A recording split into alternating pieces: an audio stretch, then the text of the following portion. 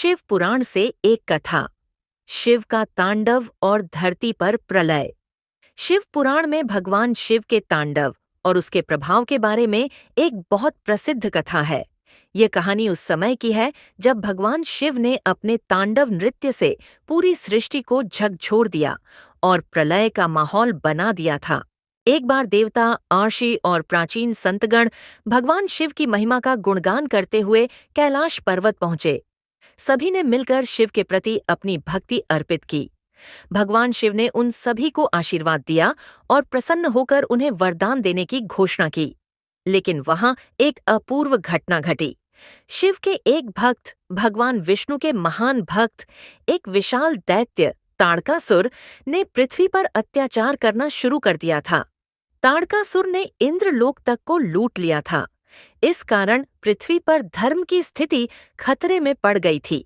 भगवान शिव को यह स्थिति देखकर बहुत गुस्सा आया। शिव का क्रोध इस हद तक बढ़ा कि उन्होंने अपनी तांडव मुद्रा में नृत्य करना शुरू कर दिया। जैसे ही भगवान शिव ने तांडव किया, पूरे ब्रह्मांड में हड़कंप मच गया। देवता, आर्षि और संतगण भयभीत हो गए। उनका कहना था कि शिव का तांडव न केवल संहारक है, बल्कि यह पूरी सृष्टि का विनाश भी कर सकता है।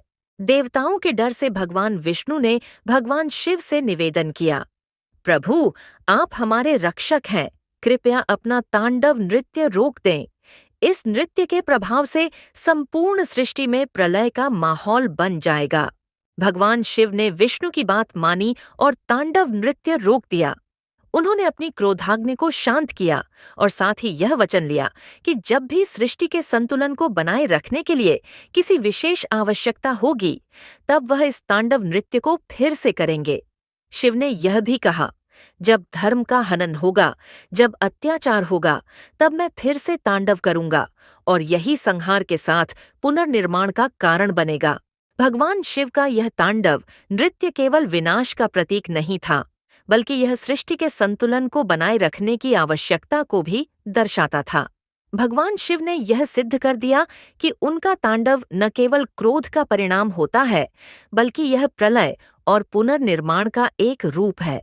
यह भी सिद्ध हुआ कि जब तक देवता और साधारण प्राणी धर्म और सत्य का पालन करते हैं, तब तक भगवान शिव अपनी क्रोध शक्ति का प्रयोग नहीं करते। यह कथा यह भी सिखाती है कि भगवान शिव का क्रोध केवल आवश्यकता और समुचित समय पर होता है, न कि बिना कारण के।